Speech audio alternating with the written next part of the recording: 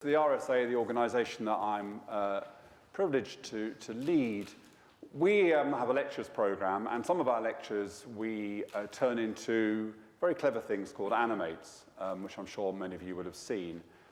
And those animates are on YouTube, and they're kind of 12 minutes long. So most things on YouTube last about 12 seconds, you know, however long it takes to kind of flush a kitten down a toilet or whatever it is that people enjoy watching on YouTube.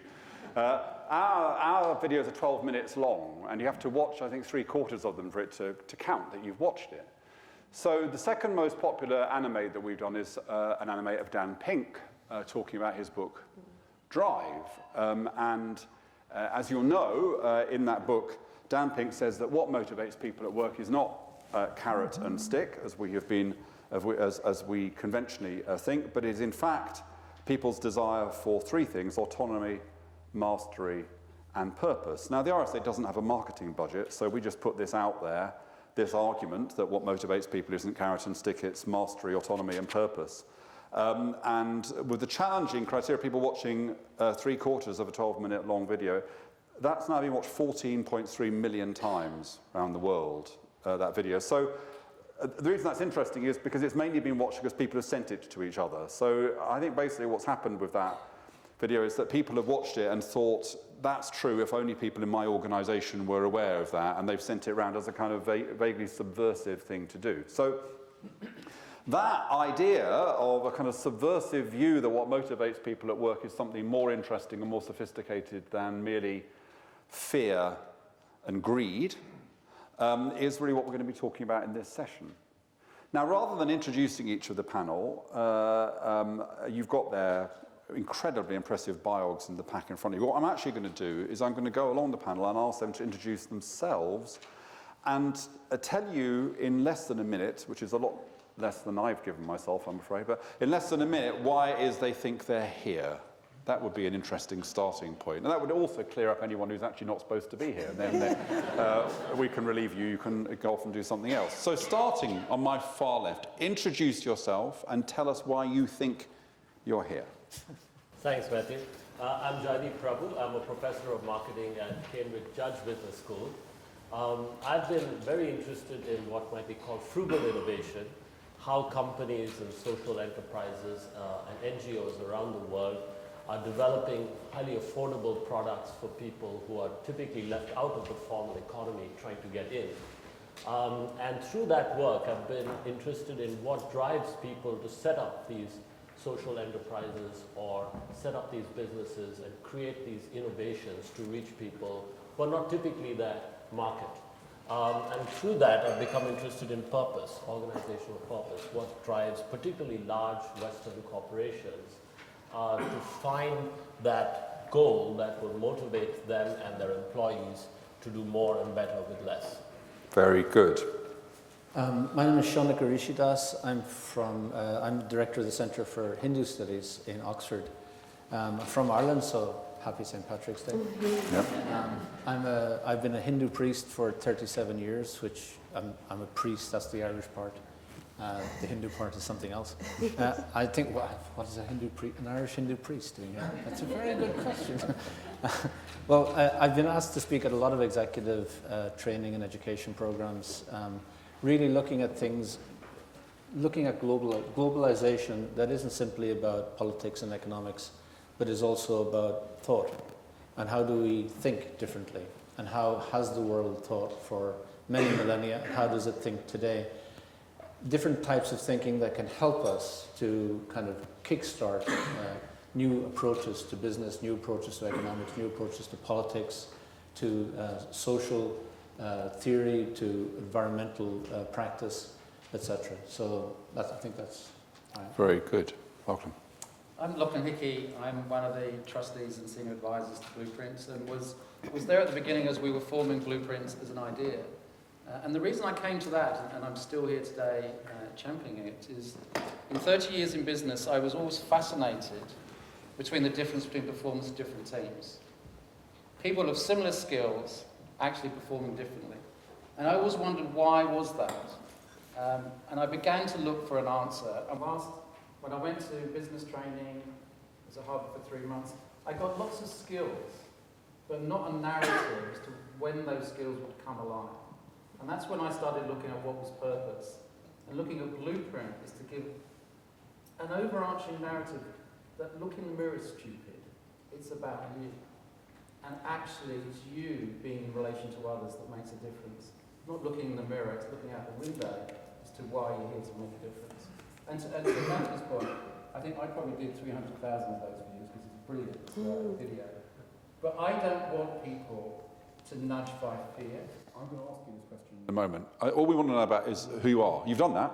I'll come back to you on this. I want your theory in a moment. Just hold it. Hold it. Just I'm glad hold. Be poised. Be poised. Thank you, Matthew. Gillian, are you in our time zone? Not remotely. I landed about 2 hours ago. Well, thank you for joining. Apologies if I start falling asleep on the platform. The reason I've come from America is that my day job is that I am the US managing editor of the Financial Times there, which means that I oversee our coverage of the American area. I spent the last 20 plus years as a journalist, financial and business journalist, looking at business in a fairly traditional lens. I'm also, by training, a social anthropologist. Until 2007, I was basically a closet anthropologist because I had the very strong impression that the only degrees that really mattered if you were writing about business were ones in economics, finance, astrophysics, things to do with numbers. But since 2007, we have all come to realize with a vengeance that business, finance, markets, economics is also about people. There's a reason why the word credit comes from the Latin credere, meaning to believe. It's because finance, economics is actually a human construct rooted in people. So these days I try to marry my anthropology with my business analysis with varying degrees of success and jet lag. And last but not least. My name is Nava, Ashraf. I have just moved from Harvard Business School to become Professor of Economics at the London School of Economics. And I'm also the Director of Research at the New Marshall Institute for Philanthropy and Social Entrepreneurship at the LSE. I think the reason I'm here is most of my research focuses on questioning the underlying assumptions within economics from within the discipline of economics, really incorporating psychology into economics and thinking about, in particular, the assumption of self-interest, which has dominated the field, but sort of as an accident. Certainly wasn't what Adam Smith only talked about. And through a number of, I do field experiments, so randomized controlled trials in the field that are action research, we found so much evidence of the driving force of pro-social motivation in people's actions, which with my co-author, Ana Bandera, we call altruistic capital. And that is something that we have now started to think about in the private sector. We thought it was only in the public sector. Turns out a lot of people in the private sector also care about this. And I think that's why I'm on the panel. Great, and that's a great prompt for the first question I'm going to ask you, so we'll go in the reverse order for that and start with that evidence that you just mentioned. So let's just imagine that there is in this audience people who are secretly harbouring the view that this is all complete nonsense and that actually all that really matters is carrots and sticks and the rest is kind of fluff. How would you prove to them, what would be the most compelling bit of evidence that you would offer someone who had that view that they were wrong?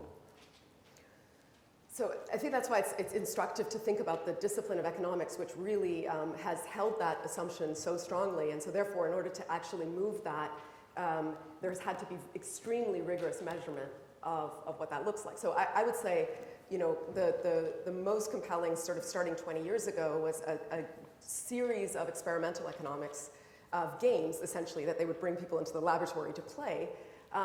And in a series of these experiments, people have shown their willingness to sacrifice their own interest for giving to others, even anonymous others. So there's things called the dictator game where, you know, you get $10 you can give to some random person in the room. People, on average, give 40%. And that is, no matter how big the pie is, no matter how much you don't know the person, everywhere around the world. And then there's variations on these games that have been done, showing just how strong that instinct is to give and at the sacrifice of one's interest.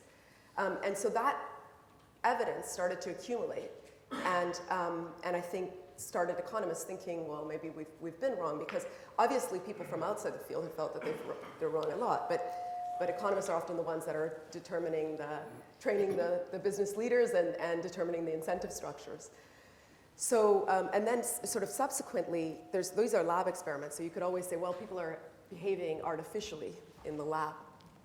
So we did a series of field experiments. So those are, the same controlled conditions, the same measurement, but in the field. And we've done this now with, for example, we worked on an experiment that is with a large NGO that does public health services delivery in Zambia, actually.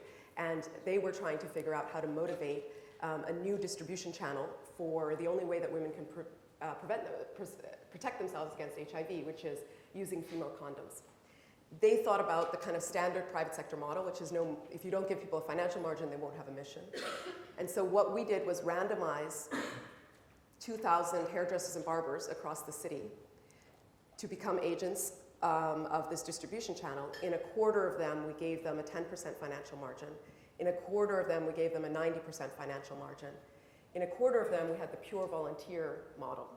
And in a quarter of them, we gave them a form of sort of both social recognition and a connection to the impact that they were having. It was a thermometer.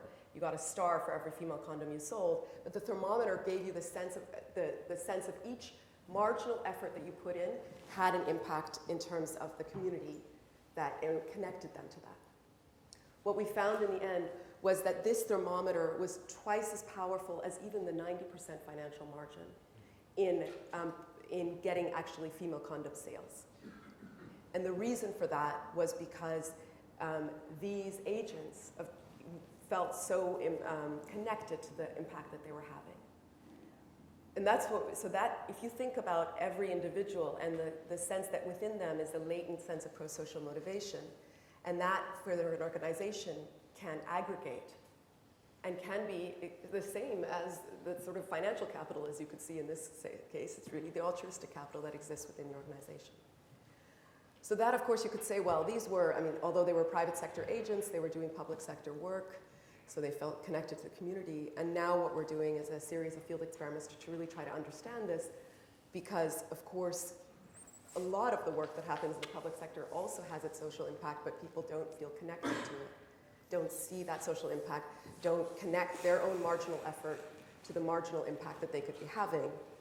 And by marginal, I mean kind of like on that next hour that you put in, what impact does that have? Because that's how we designed incentives that were on the margin. And if we can do that similarly for that sense of social impact, we can connect people to that. Great.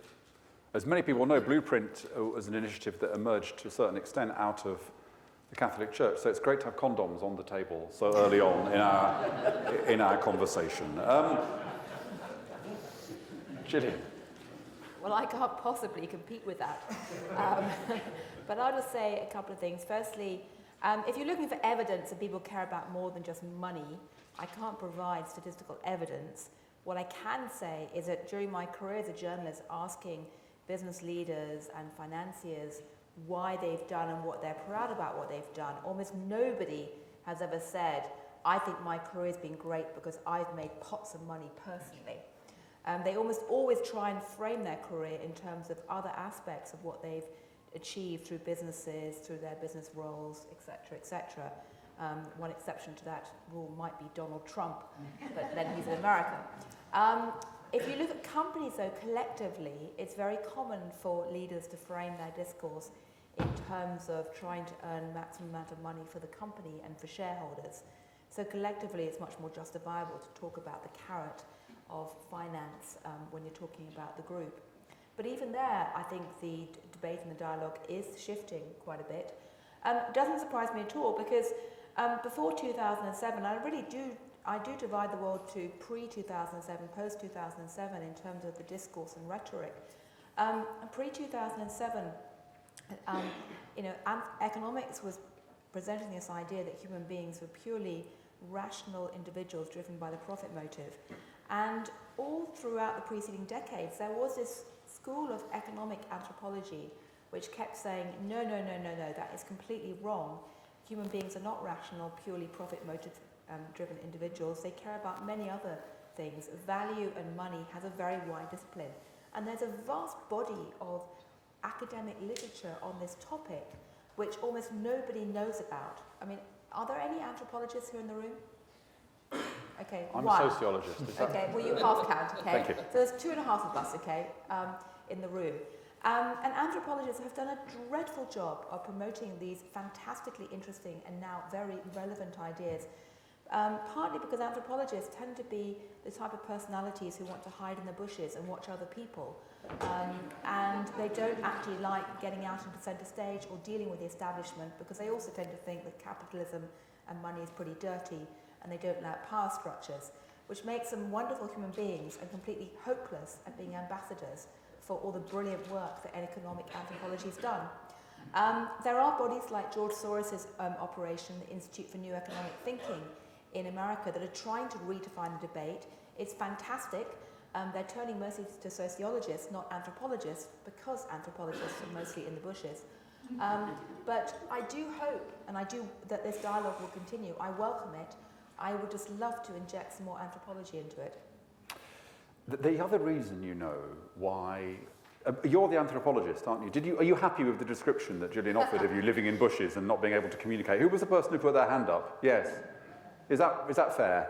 Well, I prefer the secondary thing about our issues with power structures and Fine, okay, very good. I just thought you should have the right to reply, really. I think the other reason, Gillian, is that we do tend to use slightly over-complex language. That's the problem for sociology, to be honest. I'm sure you've heard the old joke, what do you get when you cross a sociologist to a member of the mafia? And the answer is someone who makes you an offer you can't understand. So, now, Loughlin, you got halfway into your theory, but then I cut you short. So what is your compelling evidence in the face of someone who says this is all baloney? I think the compelling evidence is hiding in plain sight. We go to a lot of companies and they say what they want. What do they want? They want engaged employees, they want loyal customers, they want suppliers who actually help them innovate, they want communities who welcome them there, because they believe that makes profit.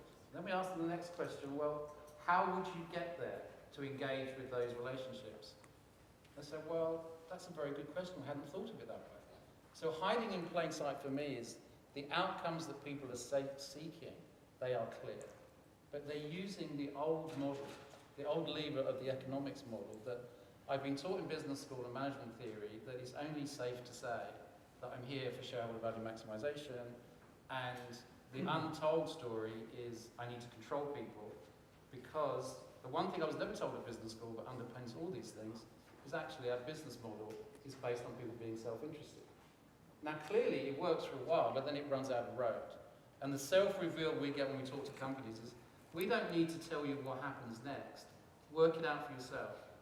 More rules, less initiative.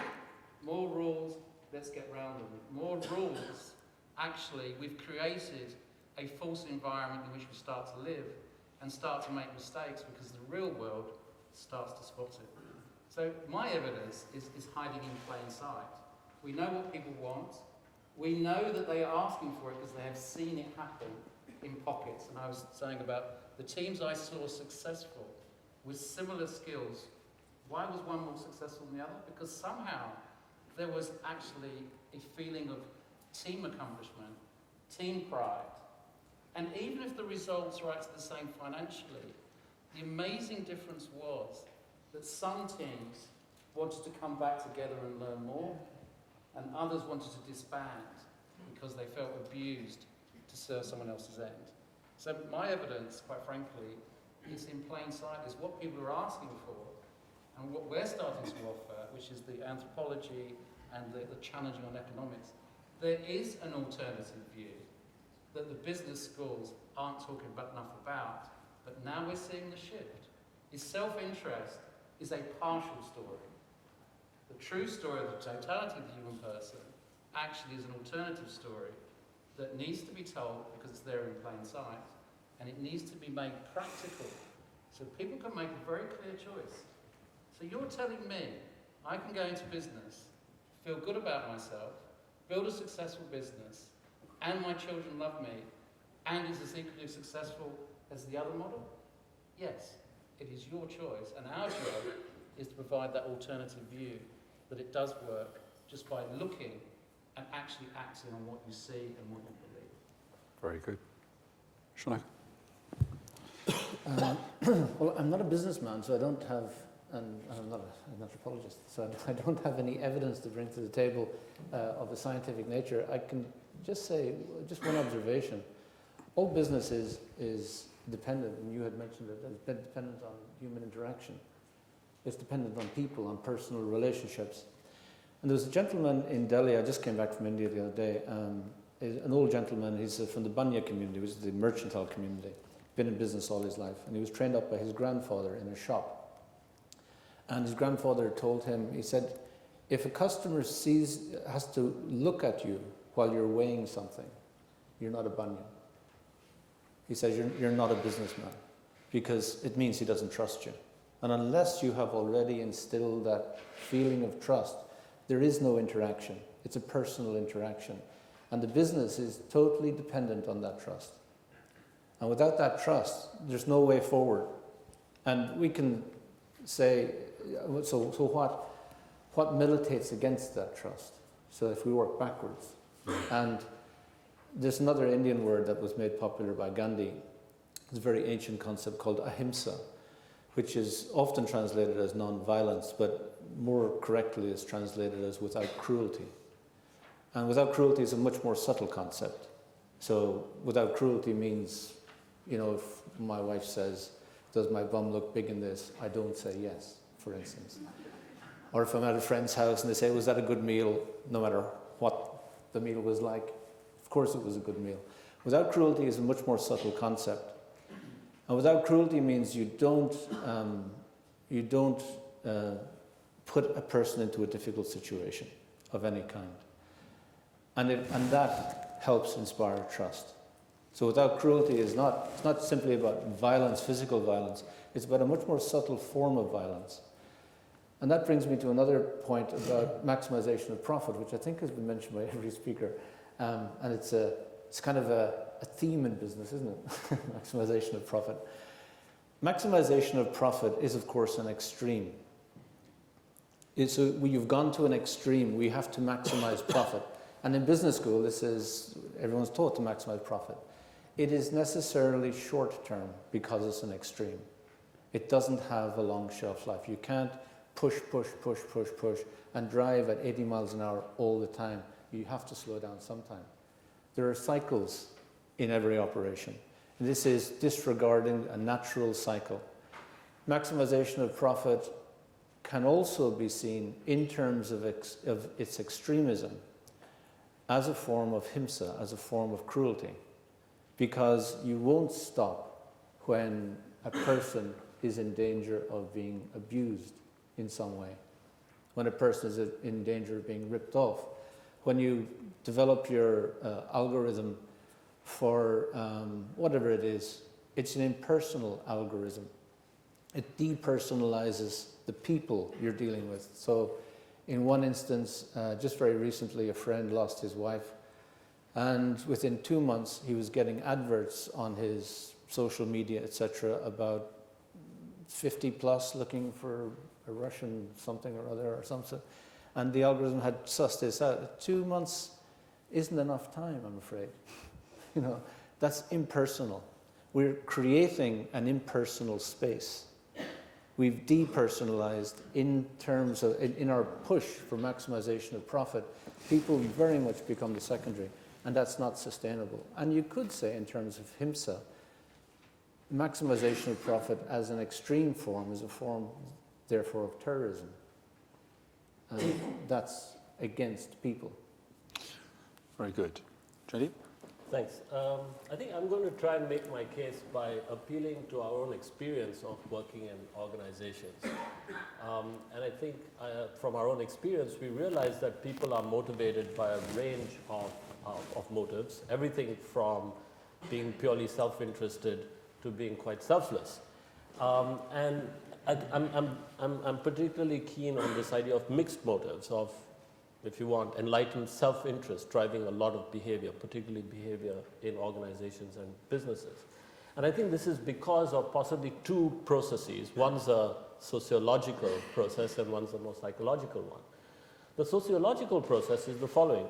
We are individuals, but we are embedded in social networks. When we work in organizations, we have a number of networks we're a part of. We have our immediate colleagues, we have people in other functional areas, we have people who are our customers, people who are higher up in the supply chain, our suppliers, and then people outside the organization like regulators and society at large. And we know from an early age, in a sense, that in order to get what we want, we have to give things to others. We have to do things for others. And this principle of reciprocity is a very powerful principle across the world. In some societies more so than others. It's a very strong norm that we are socialized in from a young age. And so I think reciprocity drives a lot of behavior in organizations. And I think that norm of reciprocity is in some ways facilitated or reinforced by the psychological process I was going to talk about, which is the one of empathy. And I know, there's been extensive work both in neuroscience, but also in experimental social science around this notion of empathy. And empathy is an interesting concept because there are at least two dimensions. One dimension of empathy is an emotional dimension where we sort of reflect. It's a form of contagion where we respond to other people's emotions by feeling the same emotions. And this is something that's quite instinctive. It happens in, even babies have this and higher primates have it. And so if someone else is in pain, we feel pain. If someone else is happy, we feel happy. And that links to reciprocity because we want to make other people happy in order to feel happy. But there's another dimension of empathy, which is a more cognitive and rational dimension, where we can actually place ourselves in the position of someone else and ask ourselves, how does that person see the world? And therefore, how should I negotiate or deal with that person? And I think that drives a lot of our behavior too. And so I think this notion of reciprocity and these ideas of empathy are big drivers of human behavior and particularly govern how organizations function.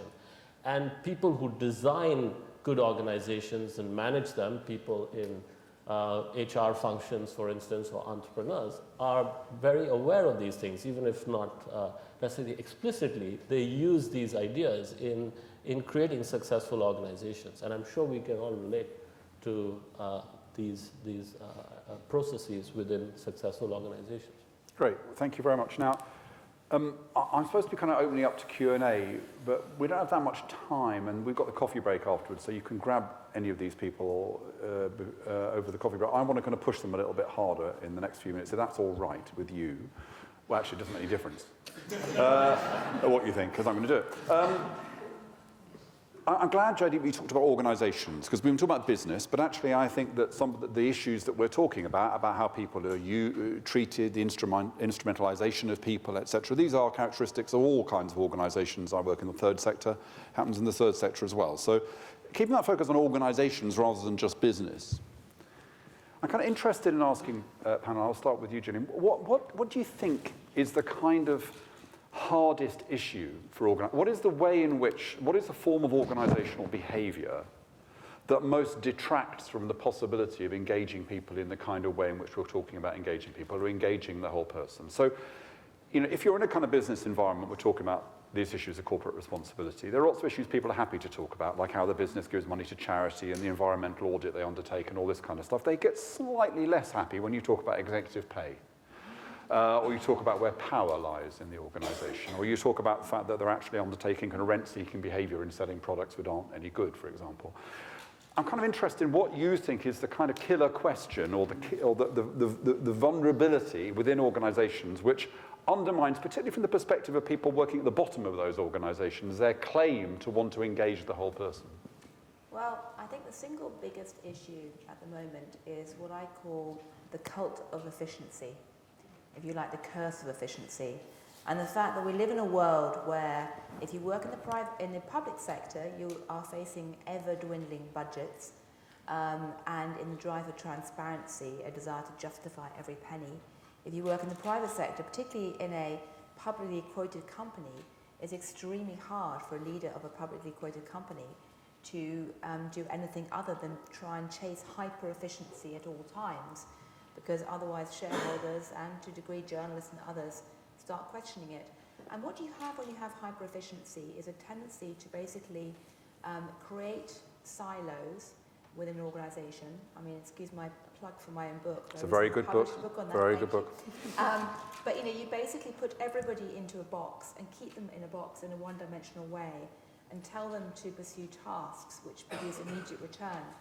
And that not only creates a situation where people essentially get dehumanized into one-dimensional ciphers, it also, I would argue, causes organizations often to do really stupid things, and I give lots of examples of that in my book. It also causes institutions to become very blind to chances to be creative and innovative. They become less human, they also become less innovative, and sometimes they blow up spectacularly. So the single bravest thing that a CEO or any leader can do today in a world of hyper-efficiency is to stand up and actually embrace a bit of slack. Very hard to do. Very hard to tell your shareholders we need to have a little bit of slack to act as lubricant to make this a more human organization and to make it a more creative organization. If you look at examples, which I looked at in my book, of companies which are trying to silo bust, break down silos and be creative, they tend to be found in places like the tech sector, which has enough money to justify a bit of slack. But in today's world, we need a little bit of slack. And whether company leaders want to justify it in terms of having innovation and creativity, rather than simply creating a more human workplace, which is harder to justify for shareholders. However they say it, they need to stand up and say that. Great. Loughlin, if you had to kind of choose the one thing that undermines the claim or attempt by leaders to say that they're engaging their workers fully, wholly at work, in the way that you very richly described a few minutes ago. I'd actually broaden it beyond workers. I'd broaden it to all relationships, because I think the same issue happens in customers, suppliers, communities.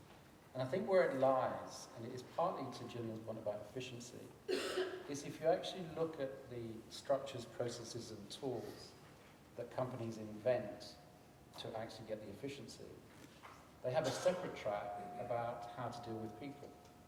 And the simple thing that people should look at themselves and say, what is the human impact of the structures, processes and tools I've put in place? And is that similar and enabling of the message I'm saying to the people I care about, both inside the organisation and externally? So the very simple thing, I think, is tool structures and processes and people messages need to be not only aligned, is they need to support and encourage each other and grow together. If we just get that simple alignment, I think we've cracked it. But the curse of specialism, which has been in the aid of efficiency, and your point about silos, can be broken by a common goal, where people collaborate towards a common goal and understand that at the end of the day, what they invent to get to their goal has got a human impact. And is that human impact consistent with the human impact I've actually said I want to achieve? So this is about, just to get to the heart of this is about having a consistent view of human beings. I mean, I remember somebody once saying to me that if you look at children, if you imagine a kind of child walking around Whitehall, this child would appear in the Department of Health as a vulnerable child, threatened by fizzy drinks and obesity. They then walk across to the Ministry of Justice, where they become a feral child, threatening people and they'd go to the Department of Education, where there'd be a child whose head just needs to be sawed off so the knowledge can be poured into the top. Actually, children are all these things, and it's a kind of... So, to get to the heart of what you're saying, that where you're talking about your colleagues in the executive team, or your colleagues at the front line, or your suppliers, or your customers, your account of humanity must be the same for everybody that you deal with, a consistency of purpose. Is that right? And when there's an inconsistency, that's one of the cracks that erodes what we're talking about. Exactly, and you've got exactly the connection. It's purpose around human outcomes. It's not separate, and if you connect those two, it works. Let's be very clear, this is not just a business. I mean, what's wonderful today about this panel is we're starting to bring together different disciplines around a common discourse. And what's been going wrong is we've all been playing our own furrow. Business does this, NGOs do that, philosophers do this, sociologists do that, anthropologists hide in bushes. When actually, given the same topic, the diversity of thinking can just come up with a much better answer around the central question. Well, I'd argue that is the power of silo busting, just to give another naked plug for my book. Very good. it's a bit of a, I don't know whether what's going to get most retweeted is references to your book or your allegation that anthropologists live in bushes. I fear it may be the latter, Gillian. But Shaunaka, what's your candidate for the thing that most erodes purpose in organisations? Well, I suppose an organisation has an accountancy department that's accounting for every little thing to make it efficient. And we're trying to say, okay, so how do we account for everything so that we streamline it, so we maximise our profits? But we don't account for people's creativity or their passion or their focus if we don't include every aspect of the person. So when we talk about the whole person, how far are we willing to push that? And we live in a secular world, and John Locke in Oxford in the 17th century said there should be a difference between public and private space. And at the time when the church was seen as dogmatic and the intellectuals wanted more space, etc., fine. But does it work today? And should we allow people to bring their philosophy and religion, or lack of it or something, to work, if that's the thing that they're most committed to, most creative about, and most focused about? And will that bring a tremendous amount of energy that is left out of the public space and out of the workplace? And then we're talking about the whole person. And then the issue of not having two philosophies. It means that image and identity is actually one thing. It's not, we project an image, as Sasha said, the work face, but we actually bring our identity to work, and you can negotiate with the actual person in the workspace and bring out that creativity. And if you don't do that, how does the accountancy department account for the amount of energy that doesn't come to work? It comes down to economics at some point as well, because we're not allowing people to express themselves. And that goes into our politics. We airbrush out of the election poster a person's religion and philosophy of life. And I would say at our cost, because then politics is not transparent. Tony Blair said after he left office that his commitment to Christianity was one reason why he went to war. Then it's not accountable for in the political system. That's actually dangerous. It's just as dangerous in an organization. But in a business context, it means how much money are you not able to make because that person can't be fully themselves. It's very interesting. One of the interesting conversations you can have with schools, the RSA sponsors academies, is whether or not the school views children, as it were, as arriving at the school with nothing, and as it were, removes the baggage from them. And every child must be seen as the same throughout the school day. Or schools which say, no, we have to understand children more richly. We have to be aware of their backgrounds, the fact that school is only a part of their lives. And as you imply, this is a complex issue. There are arguments to be made for both ways of thinking. Jaideep, what's your kind of, again, let's focus really on this one thing that kind of, I mean, Richard sent a wonderful book many years ago, The Corrosion of Character. He basically said, because he's a kind of left-wing sociologist, he kind of said this is baloney. What happens in modern corporations is people are asked to make pledges, to sign up to mission statements, to make a commitment with their heart to the organisation, but the second the organisation has to make redundancies, we're back to master and servant. So kind of what do you think is the thing that erodes the idea of purposeful work throughout an organisation? I think it's success and growth and time. So when companies are startups, like tech startups, when they're young, they're desperate, they're hungry, they have a single purpose that galvanizes everybody towards that purpose. But then if they're successful at that, they grow, they become siloed, they have processes, and the purposes become a bit muddied. It's unclear, what the single purpose is. They have multiple products, multiple customers. They have to report to shareholders. There's the pressure of quarterly targets and so forth. Can I just, before you go on, this is very interesting. Charles Handy, who actually used to be the chair of the RSA many years ago, spoke to us a while ago, and it's something he said before, but he confirmed it. His view is, he takes the Dunbar number, he says any organisation that grows beyond the Dunbar number, goes beyond 140, loses the capacity to deal with people as whole people. Yeah. So this kind of rather speaks to your point about silos. And one of the things I think often gets missed out of the debate about corporate responsibility is organisational form. I mean, I think the reason that things go wrong in organisations is not because people are evil and wander around saying, let's do evil stuff. It's because they're huge, sprawling bureaucracies where the messages get confused. Yeah. And I think it goes back to the point I made about reciprocity and community. I mean, I think for evolutionary reasons, we can only handle, as people, a certain number of people. You can have lots of friends on Facebook, but how many of them are really your friends? And I think that number is about 150. And clever organizations, when they've grown, they've tried to keep the size of factories or teams down, because beyond 150 you don't remember names and you don't actually know the people you're talking to, and the us and done kind of logic that happens between tribes takes place within the organization, and so the silos come up and so forth. So I think it's that, but then the question is, how can these large organizations nevertheless hold on to that singleness of purpose and that drive that they had when they were young? And I think one way to do that is to create at least from the top, and then generate bottom-up support behind a purpose. And I think an interesting example of a company that's done that recently is Unilever, with the Sustainable Living Plan. That's a clarity of purpose, which again goes back to mixed motives, because their plan is about doubling their sales, a very business, you could say self-interested goal, but while halving their environmental footprint and improving livelihoods. So there's a very interesting challenge there. It's really hard to do that.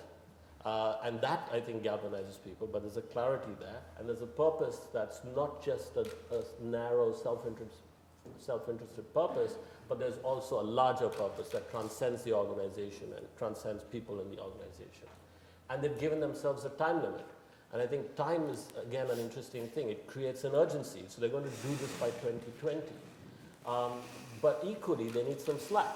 So it's very interesting what Paul Polman has tried to do over the last few years is to shift the number of shareholders and the weight of shareholders away from those who might want a short-term return, hedge funds and the like, towards people who are interested in a long-term return. That gives them a bit more slack to be able to try things that they would need to do inevitably, big changes, in order to be able to double sales but halve their footprint. Gillian, very briefly before I bring Nava in. Very briefly, I mean, what makes Unilever unusual is that it's actually said, yes, we want to do CSR, but we don't want to put this into a special ring-fenced department and leave that in a silo of its own. Many companies that have jumped on the purpose-driven agenda in the last decade have done so by, basically creating a CSR department. And in the asset management world, there's a whole CSR industry which is growing up. One of the fastest growing pages in the Bloomberg universe are CSR pages. And so one of the dangers right now is that it will become a semi-detached silo of its own. Secondly, the difference at Unilever is you have a CEO and the rest of the leadership who have absolutely put themselves centre stage into this agenda. And again, it remains to be seen how many other CEOs are willing to do that. So Nava, we've had some really rich suggestions for the thing that is most corrosive to the idea of purposive organisations and work. What's your bit? And I'm really interested in whether you also agree with this notion that organisational form is sometimes underestimated as a kind of problem here. Yes, and to sort of make it very concrete, I'll link it back to what Loughlin was saying, where I actually think possibly the worst thing that can happen, and this happens a lot, partly because of siloing, because the communications department doesn't talk to the HR department, and so the incentive scheme, which is where employees understand what they're supposed to do, is vastly different from the mission statement and the communications that is going to them. That dissonance, where essentially your incentive system is telling you this is really what the company cares about, but all the communications say we care about, we have a larger mission, we care about social impact, we care about how we treat you, everything else, we care about cooperation among employees, for example. That creates a dissonance that, even if you think about from the psychological level, what happens there, and there's actually really interesting evidence of this, is that employees get into a mindset where they're having to process this dissonance in their head. And that uses your working memory. So as we all know, you have limited bandwidth, right? So we can't sort of keep all the things in our head at the same time.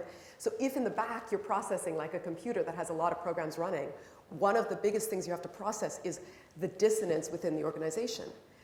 And I think this is a danger that is very important for all of us to discuss in the parts of the journey that everyone is at here, which is there is this danger where you could make things worse by talking about purpose, but actually treating people or doing the work within every level, which is where the real meat is. And that dissonance is going to demotivate tremendously people who feel that they can't make sense of this.